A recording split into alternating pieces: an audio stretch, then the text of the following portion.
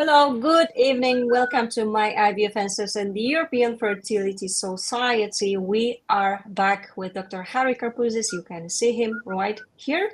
Hello, Dr. Harry. Welcome back. It's great to have you. This is a great topic we are going to discuss today. Hope you are having a good day. I know it's really, really hot in Athens today, as it was recently, from what I've heard. But I'm glad that you are here, and I hope that you are just ready and, let's say, energized enough to explain PRP, but also answer any of the questions that we will receive, I'm sure. How are you? I'm fine, Caroline. Nice to see you again, and nice to see everybody. I'm yes, energized under an air condition, Good. and That's we good. will talk. It's an interesting topic with and difficult topic generally, and I will be happy to answer all the questions. For sure. So let me just remind everyone that we will start with the topic PRP, ovarian rejuvenation. So Dr. Harry will start with his presentation on this, so he can give you some information on how it works, when it should be considered, etc. And afterwards, there will be time for your questions. You can all put those in the chat section. And remember, it's being all recorded and will be available on our website, and all of your questions are anonymous, so don't hesitate, and nobody can see your names, etc. So feel free to just simply ask anything that's on your mind. Dr. Harry will definitely be happy to help you out as much as possible. Of course, remember to put your age as well. It's always important for to know what is your age whenever you're putting your details in the questions, okay? And also, before we start the presentation, let me just introduce Dr. Harry. He's the fertility specialist, founder, scientific director of IVF Pelargos Fertility Group, which is located in Athens, as I've mentioned. And Dr. Harry has been with us many, many times before. He has lots of experience, and I can definitely say that I'm sure it's going to be an interesting session. So let's go ahead with the presentation first, okay? And ready, Dr. Harry? Yes. Let's go for it then. Thank you. Okay, so we will talk today about the role of PRP and what we call ovarian rejuvenation in managing low ovarian reserve, perimenopause, or even menopause patients that want to have the cycle back.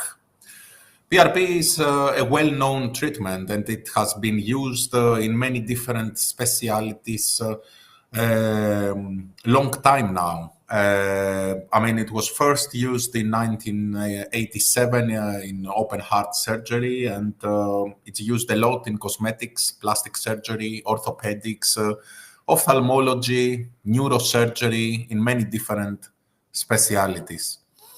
But what is PRP? I mean, PRP, it's platelet-rich plasma. And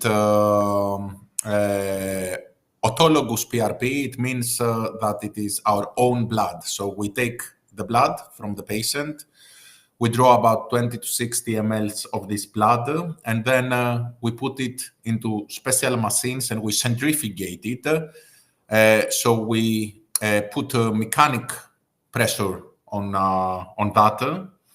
And in the end, I mean, what we use usually in Athens is double centrifugation in the normal PRP. And in the end, we separate actually the plasma, the platelets, the red blood cells. And we get a solution of what is called platelet-rich plasma, of about 2 to 4 mLs or more that can be injected in the end inside the ovaries. And this happens in a procedure which is very similar to egg collection under ultrasound guidance, in a procedure that has minimal risks. And the point of all this treatment is actually to provoke, to produce growth factors and cytosins and stimulate the cells of the ovaries so that they can produce the growth factors and the cytosins so that the PRP will get activated inside the ovaries. And there is a theory behind it that all these things can rejuvenate the ovaries, which means make them produce more eggs or bring periods back, etc. In Athens, we are doing PL-PRP as well, the platelet lysate PRP. What's the difference? It's a stronger, actually, PRP, let's say, which actually we centrifugated in a much stronger machine. And the difference here is that it actually kind of breaks the platelets. So in the previous sample, we had platelets, okay? In this sample, we have growth factors because the activation happens in the lab, actually. And then when we inject the sample, again, about 2 to 4 mLs for each ovary inside the ovaries, we inject growth factors and cytosins that have already been activated. It's considered to be stronger, and it's considered to have about 10 to 15 times more growth factors and cytosins. And this is what we call it platelet lysate PRP. Before continuing, you need to know that all these treatments, and I will say it again in other slides, are treatments that are experimental. And when we are talking about fertility, they do not have conclusive evidence behind it. And I need to be clear with that. Whoever knows me knows that I'm very honest in my consultations and everything, because you pay money and you spend time in all these treatments. So you need to have all the information behind it before you choose to do something that actually it is experimental. Who needs it? PRP can be done in women in advanced age that have a reduced in number of eggs, drop in quality, which is associated with the age. Women with premature ovarian failure, in perimenopause or menopause that want to have their periods back, poor responders, poor egg quality, women that had failed IVFs because of egg quality before, low AMH, high FSH. Many times it's the last treatment that someone can try before going to egg donation when has failed before with own eggs and is really bad in the chances with the own eggs. And of course, it is used also for gynecological reasons, for women to restore the cycle, to improve the hormonal profile, to avoid taking HRTs, get better in symptoms of perimenopause and menopause, like hot flashes and night sweats, to increase the sexual drive. Yeah. How do we know that the PRP has improved things? Because how do we know that it has worked? It's a difficult question to answer. But how do we know that it has improved things, and how do we measure that? First of all, PRP takes time. I mean, if we do it now, it might work in 1 month, in 2 months, in 3 months, even in 6 months, according to some studies. To our data, if it hasn't worked in the 3 first months, the possibility to work after that, it's less than 10%. A very common question that people ask me is, can we do a second treatment, a second PRP? The answer is, and I will be saying that many times in this presentation, is that we don't have conclusive evidence behind it. We don't know, actually. I cannot say that we have clear statistics to recommend that or not. We have decided that if it hasn't worked initially and we have given it a bit of time, if someone has done the PRP, can go to the PL-PRP. If someone has done the PL-PRP, there is no evidence to suggest a repeat of PL-PRP, but if someone wants to try it and there is a slight improvement initially and wants to try a second one, can try a second one. But we would hesitate to do it more than 2 times. How do we measure the results? I mean, we check the AMH, the FSH, the estradiol, the LH, the antral follicular count before and after the treatment. And actually, I would check it monthly after the treatment. 1 month, 2 months, 3 months, 4 months after the treatment. And any time that we see an improvement and significant improvement, the best solution would be to go ahead with stimulation. okay? Because things will not stay permanently like that. Let's go to the next slide. And what tests do we need to have before? As I said before, hormonal tests, the one that I have mentioned, but also it would be good to have a karyotype, especially when we are talking in premature ovarian failure women, because if someone has a chromosomical issue, then PRP will not work. A full blood count, coagulation check, ultrasound, of course, to check the antral follicular count and rule out big cysts, which can cause problems when we inject the PRP, and also to rule out situations like PID, pelvic infections, and cancers, because when you inject ovaries that have these conditions, might spread these conditions. Yeah. A very important question that I think that you will definitely ask me is, does it help with the quality of the eggs? Again, I cannot answer this question for sure. What I can say is that we have seen in our data that definitely we can have improvement in hormonal profile. So women, for example, that have higher FSH, like more than 25, we usually avoid stimulate them because they have a very high risk of cancellation. After the PRP, they might drop the FSH and they might be eligible to proceed with stimulations.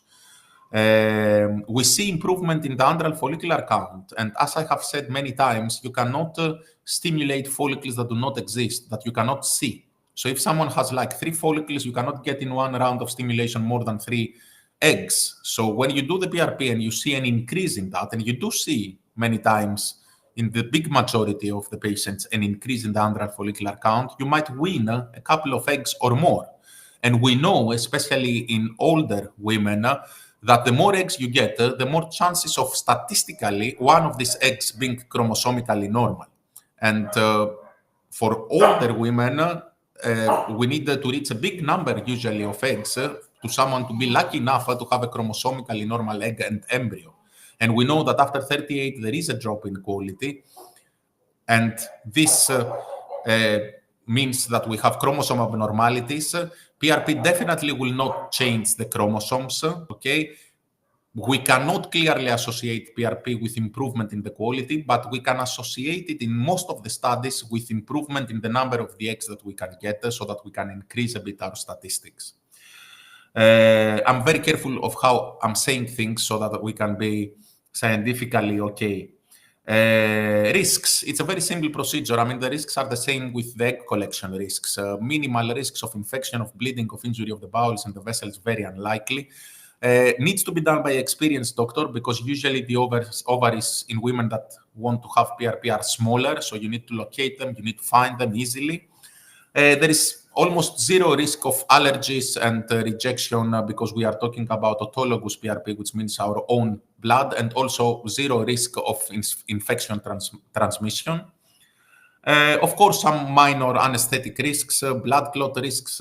What about long-term risks? So far, all the studies have not shown any long-term risks, have not really associated with cancers or anything like that. But you need to know when you go in these procedures that we don't have enough studies and we need long-term effects studies as well. So when you do these treatments, you sign a consent about that.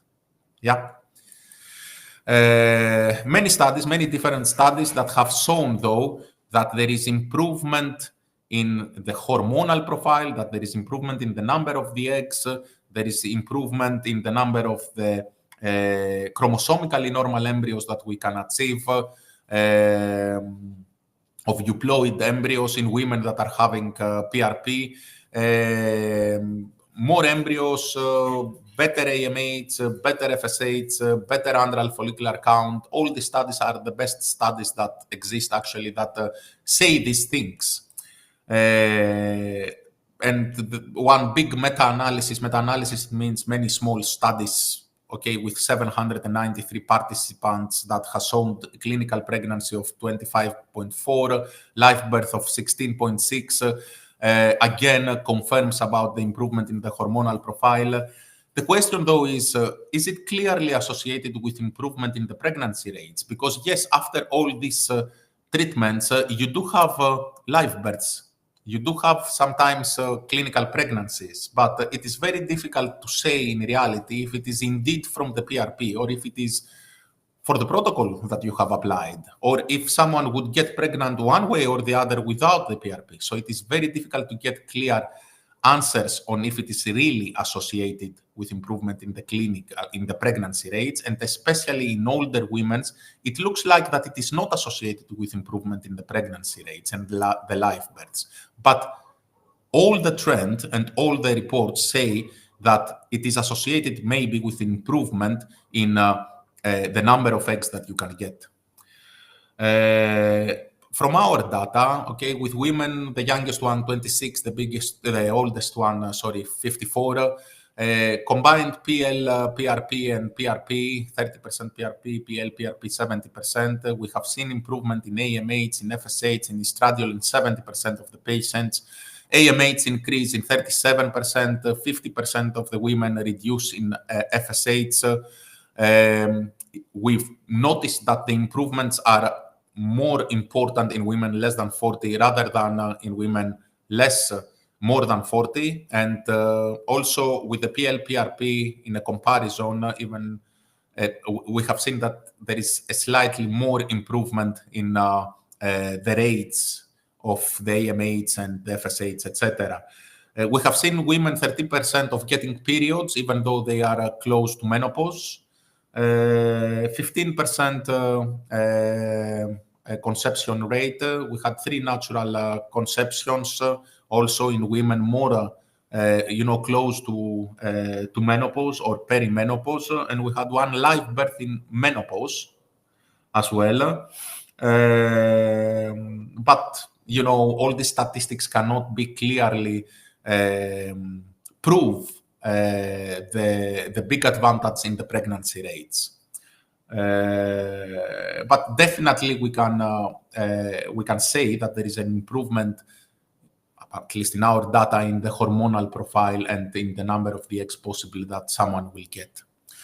When do we do it? In which stage of the cycle? Anytime if someone doesn't have a cycle, we prefer to do it in the beginning of the cycle, like 3rd to 8th day of the cycle in women with cycle, so that we can avoid a big ovulation follicle or big cysts. When someone doesn't have a regular cycle, do we schedule it with hormones? The answer is better not. If someone decides to go with PRP, it is better to measure the levels of the hormones before and after. And if we do that whilst someone is in contraceptive pills or anything like that, then we do not get accurate results. How does it work? I will not stay a lot in this information, but you need to know that there are follicles that we cannot see, and these follicles are called primordial follicles. And these follicles finally develop into primary, secondary, and preandral follicles. And these are the follicles that we see in the beginning of the cycle. And then these get mature and they get to andral follicles. For primordial follicles, follicles that we cannot see, to preandral follicles, we have local growth factors that play a role. And then from preandral to andral, it's FSH. And then for the maturation of the andral follicles, it is LH. And lots of hormones play a significant role, like the FSH stimulates the production of the LH receptors, and the AMH as well plays an important role. But all these factors that you see with the weird names over there, like TNF, interleukin-1, TGF, insulin growth factor, and all these factors are called growth factors and cytosins. And all these factors help in developing from primordial follicles to preandral follicles, and also they play a role in stopping atresia of the follicles. So this helps in getting more follicles, actually. This is the mechanism that it usually works. And the PRP is, of course, rich in growth factors, okay, which are produced by the platelets after we activate them, either outside the body or inside the ovary. And when we do the PL-PRP, for example, we do freeze thawing cycles, which actually break the platelets that I told you before and produce platelet lysate. And all these things help, as I told you, in creating more follicles, but also in creating vessels, which help actually in rejuvenating the ovary, in making the ovary more viable, okay, to produce eggs. And don't forget that also when we inject, we cause an injury to the ovaries. And this injury causes a local inflammation. And then there is a cascade of all these growth factors and cytosins because of this inflammation that also helps. Finally, we have seen that the PRP works also in the immune system. And there are studies that say, without really knowing how exactly, that it helps with the hypothalamus, which is in the head, and the pituitary and the production of the hormones as well.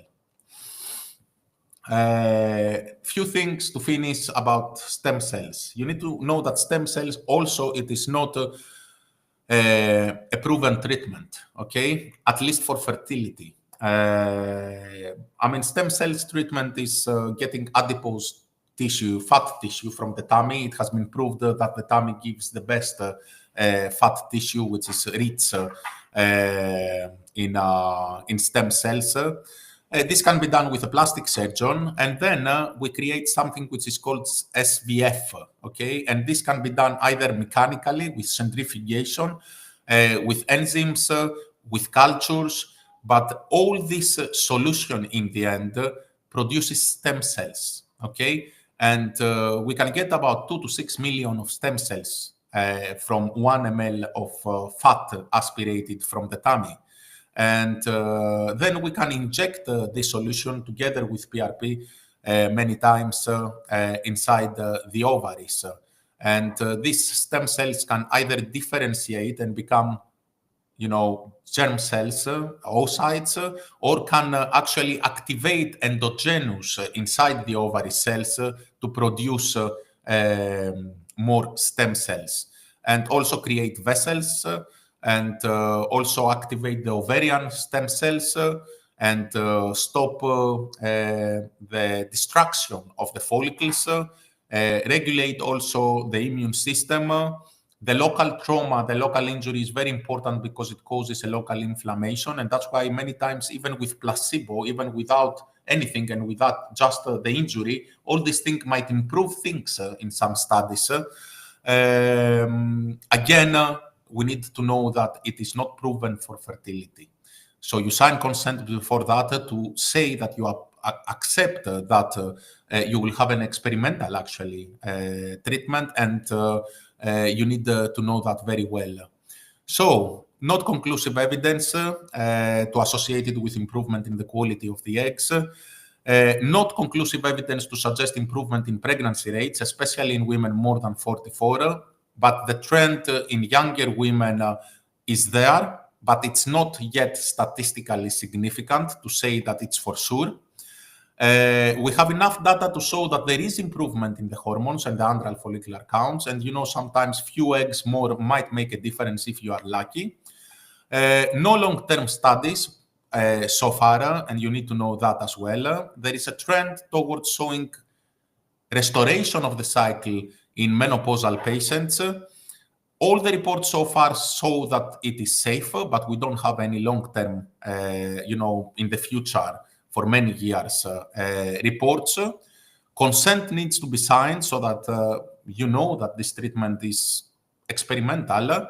And because it is not clearly associated for fertility reasons, with improvement in the pregnancy rates, you need to know that it can be used for gynecological reasons, with the hope that more studies will finally confirm the definite fertility improvement as far as it regards at least the pregnancy rates, because it does help with the antral follicular count and the hormonal profile.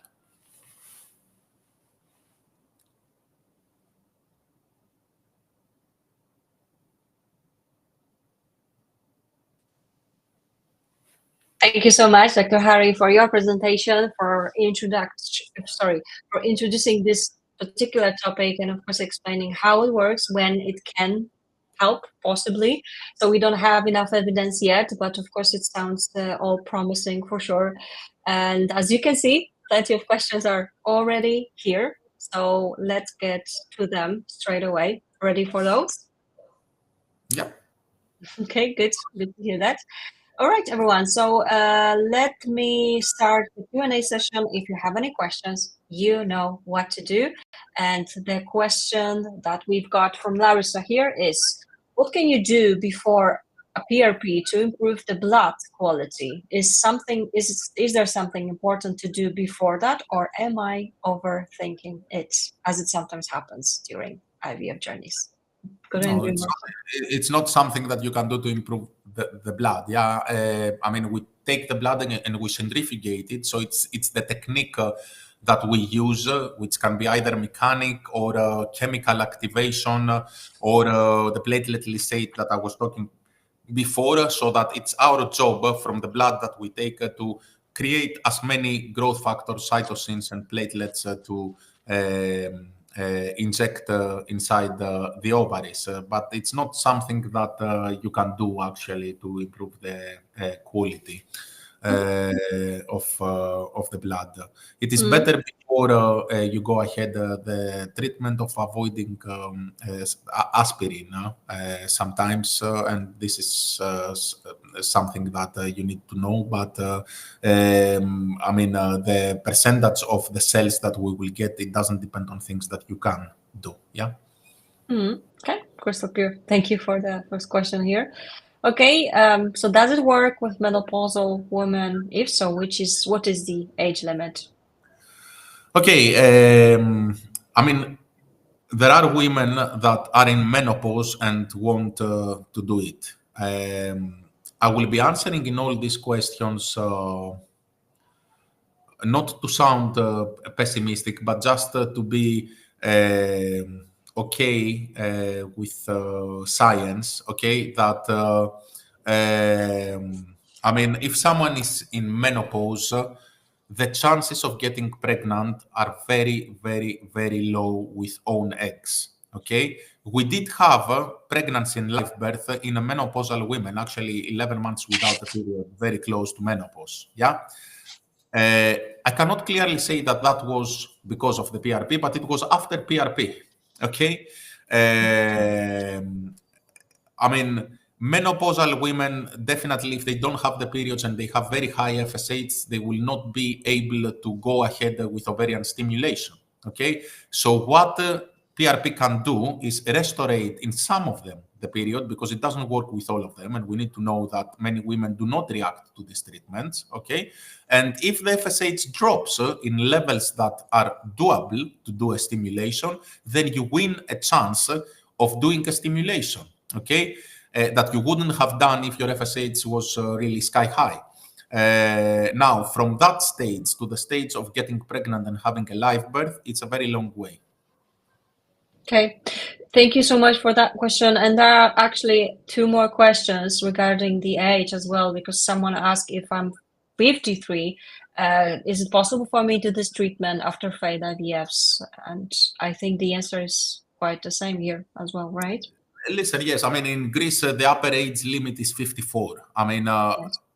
with us in Pelargos IVF, we believe that we don't have the evidence to do treatments in women more than 50, because even PRP, if it works and even if it drops a bit the FSH, that might do it, and even if it produces a cycle, usually the issue is chromosomical, is the chromosomes that you will get in the eggs. So in ages like that, I would avoid doing the PRP, because even if it helps and it gives you one more chance, the chances are still that low that I don't think personally that they worth doing treatments and pay money for. Okay, to be completely honest with what I'm saying. For example, in women more than 50 with own eggs, PRP or not PRP, I haven't seen a live birth in the last many years. Okay, of course. Thank you for the clarification. It's important to also, be aware of that as well. So thank you a lot for this. Okay, let me just ask from Elena a question. How often can you repeat PRP treatment? And Yeah, I've the age said is 45 as well, but how often? yes. How often? Well, I've said in the presentation as well that there is no clear answer because there is no clear evidence. Okay, we usually do not want to do more than 2 PRP treatments if there is no improvement with them. If we have done PRP initially, we might, and hasn't worked, we might decide to do a PL-PRP after that and see if it works or not. I don't feel that we have conclusive evidence to suggest more and more and more PRPs if the PRPs you have given them a bit of time and they haven't worked 2 treatments. Okay, so personal opinion and policy in our clinic is that you do the PRP, you see improvement, you go ahead with the stimulation. If it hasn't worked and you want to jump to another treatment, it's okay up to that stage, but I cannot answer you clearly and scientifically for that because I don't have the data to suggest. Of course. Again, thank you. Indeed. I will display the next question on this, a few details. I'm 35, endometriosis grade 3 with adenomyosis. My partner is 38, has asthenoteratospermia. We had 4 ICSIs and 10 transfers with no implantation. We don't get blastocysts or only poor quality. You said PRP might help with poor egg quality, so it could help in my case as well. I think it really is the endometriosis affecting the egg quality, and together with the sperm quality, blastocysts just don't want to evolve. Anything you can advise here? Yeah, I mean, there are many issues here. It's sperm, it's adenomyosis that plays a role, it's endometriosis that plays a role, not only in the quality of the eggs that you get, but also in the implantation. So that it can be many, many factors that contribute in not getting pregnant. So I cannot really, from what I see here, say that the only reason is eggs. Now, if we are talking about poor ovarian reserve, which is quite common when someone has endometriosis grade 3, of course, I mean, this lady is in a very good age, which is positive. But on the other hand, as I said in the presentation, I cannot really say that the PRP helps with the quality. Helps with the number, maybe, but it's not for sure that it helps with the quality. Also, someone that has endometriosis grade 3, there are other things to consider, like it will be a tricky injection because endometriosis grade 3, it means scar tissue inside, it means locating the ovaries, getting to the ovaries, all these have risks. And for achieving what? Maybe a couple of eggs more. If the access is easy, you can try it because you are young, and we have noticed that the PRP works better in women less than 40. But I cannot really say that the only reason of why you are not getting pregnant is the quality of the eggs, because all these factors that you've mentioned are associated with subfertility as well. But it is an option if you want to keep trying with your own eggs, because it might win you a couple of eggs more. And you know, sometimes in this age group, you might find the one lucky that will give you the chromosomically normal embryo. Yeah. Okay. Again, thank you so much indeed. Okay, that's tough case for sure. And let me just have a look. Of course, more questions are coming in. Let me just have a look. So, because some of them are very similar, we already kind of answered them. So, Lynn would like to know, I'm not familiar with that. Let me just show you. So, can you tell us your opinion on exosome treatment for ovaries? I'm not sure what it is, to be honest. So, I'm not really sure I understand the question either. okay, just let us know what you mean exactly by that, okay? Because then we can go back to this question and try to help you out with that, okay? And also, let me just show you. So I have had 3 PRP treatments, and on the last, I didn't see an increase in AMH. In the first, I saw doubling of AMH. Should I try more PRP? Does the clinic matter? I have heard of this one. Do you advise this PRP? Yeah, listen, there are many different names regarding PRPs, and every clinic names them a bit different and might be talking about the same thing. Yeah. It's the same patient. Sorry for interrupting, but there is one more thing that I want you to see. Just give me a second. Cannot make it visible. It's the last message, right? So exosome, it's injected into the ovaries. It's like PRP treatment, but using exosomes. Okay, I'm not sure. This is the explanation from the same patient as well. Not sure with the word exosomes. Yeah, Mm-hmm. I don't know if we are talking about stem cells that in a part of the activation of the stem cells might be one way that it is working. It is working with exosomes as well, but I'm not familiar with exactly a different treatment if this is a treatment over there. Yeah, so I cannot answer this. It's something that we are not doing at Pelargos IVF. Stem cells help amongst all the other ways that they help or supposed to help, like creating vessels, like increasing the follicular count, like changing the hormonal profile with immunological changes as well, and with the exosome way as well. But injecting the exosomes only inside, I'm not familiar with that. Yeah. Good. Good. That explains it, of course. So thanks a lot.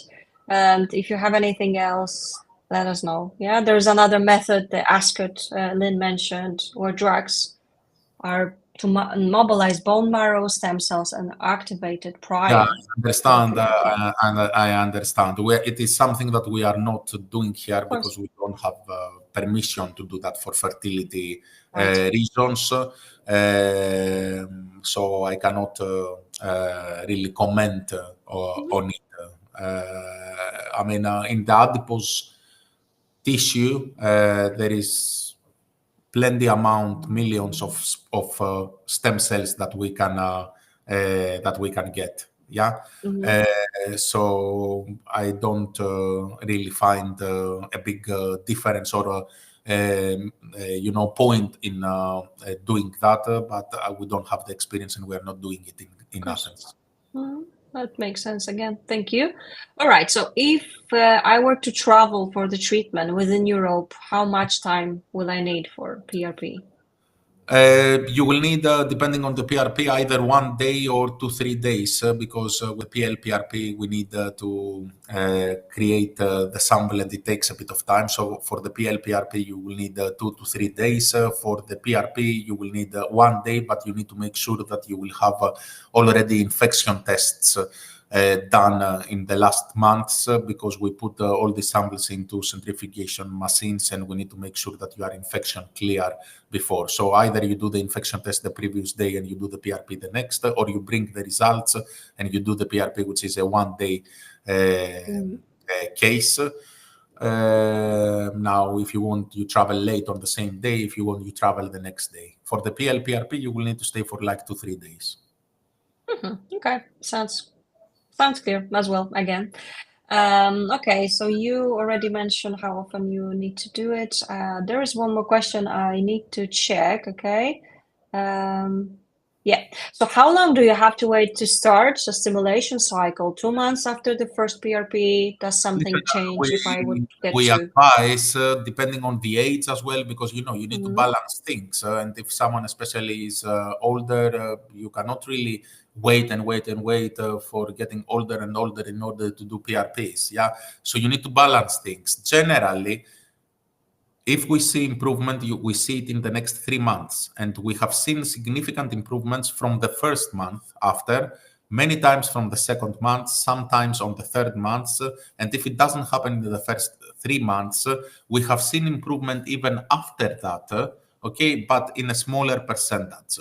So I would say that monthly, after, with every period, it would be good idea to be ready, to have the medication available, to have your doctor preparing your protocol, and to check AMH, FSH,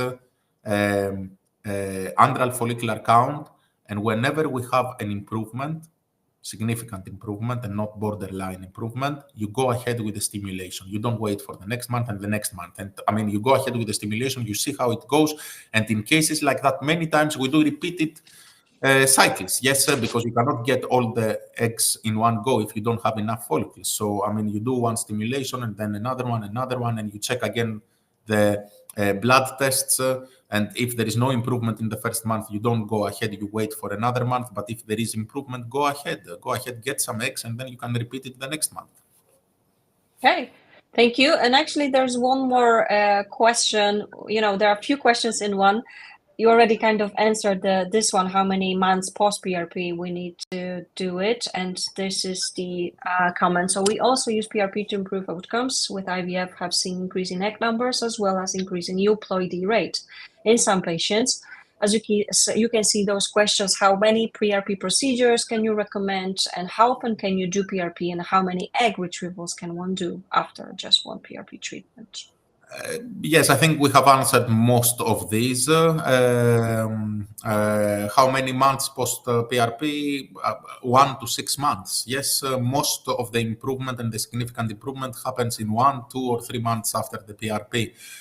How many PRP procedures? There is no answer. There is no scientific answer for that. I could say to you, do 3, 4, 5, but I feel that when you don't have, the evidence, and when you are doing a treatment that it is experimental, I cannot say to someone to repeat and repeat and repeat. We usually stop in 2 procedures, either PRP and PL-PRP or 2 PL-PRPs. How many? How often can you do PRP? I think I have answered that. And how many egg retrievals can do one after just one PRP treatment? I mean, if there is improvement in the hormonal profile and enough follicles, go ahead and repeat and repeat and repeat. The more egg collections, the more eggs you will get. Okay, of course. Thank you so much indeed. Okay, I think I missed this one. So let me just go here so we can clarify and we have all the answers. So how is the preparation of PL-PRP different from that of PRP? Yeah, I've explained that the PL-PRP actually, to put it simple, centrifugates the sample in a stronger, machine and puts the blood into a procedure of, freezing, heating. And all this situation actually breaks the platelets, let's say it like that. And this activates growth factors and cytosines. So actually the activation happens before, and we put the growth factors and the cytosines inside the ovaries. The PRP, the normal PRP, centrifugates the sample 2 times. Some units do it with chemical as well, like calcium, we don't. And we get a platelet-rich sample that we inject inside the ovaries, and we are expecting the activation to happen inside the ovaries. So that's the difference in simple words. Yeah. Okay. Let us know if it's clear enough, of course. If you have any other questions, go ahead. This will be the final call for the questions. I believe I have one more question here that we can still answer here. I have an AMH of 4.8. If PRP lets it improve that, might I fall into PCO area? First of all, I don't know if this is picomole or NG. If it is PMOL, it's a low AMH. If it is NG, it's a high AMH, and I don't think that you need PRP. Okay, please clarify that. It's really important, those dosages, of course, picomoles or nanograms, right? So just clarify this so Dr. Harry can answer properly, all right? In the meantime, because it looks like that was our final question. In the meantime, please have a look at our survey, which you will read. We will be redirected to the survey after we finish. So let us now know what you think about all of our webinars and of course today's webinar as well. And if you have any other questions, there is still time. Go ahead, type those in. If not, we will be finishing for today. But I want to reassure you that we will be back with more events, and I'm sure Dr. Harry is going to be back as well sometime in September, if I'm not wrong. So stay tuned, of course. And I think that we will be finishing, Dr. Harry. As you can see, there are some thank yous here already. So yeah, great session. Thank you so much. I think it's a difficult topic still, especially that we don't have enough evidence. So it's sometimes harder to simply answer, yes or no. And of course, this is what we wish we could do. To be honest and to put everything down according to the data that we have.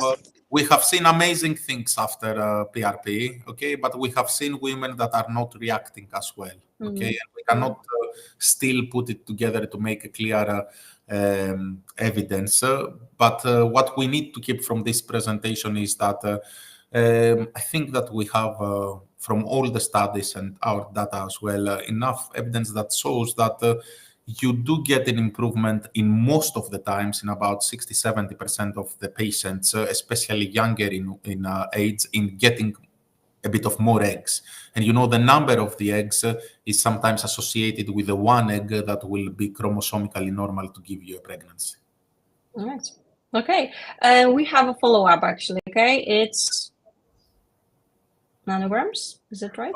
Okay. And let me just go. Sorry, this is not it.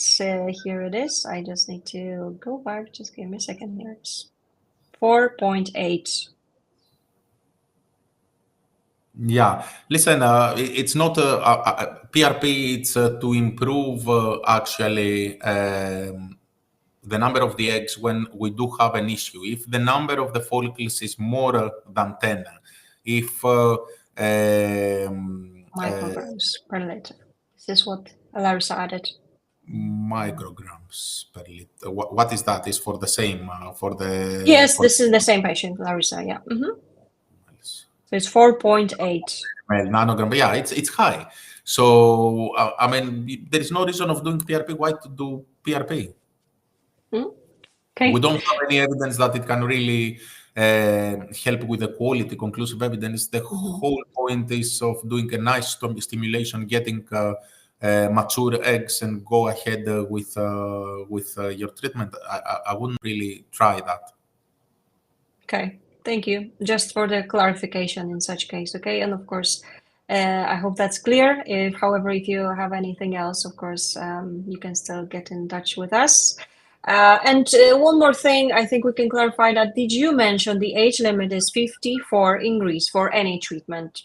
Listen, for any treatment, it's 54. For egg donation or IVF with own eggs is 54. But as far as it regards IVF with own eggs, unless we have some special occasions, we have decided that we don't want, personally as Pelargos IVF, to offer treatments with own eggs, because we feel that we are selling something that has that low chances that it doesn't work doing it. Yeah, but by the law, it's up to 54.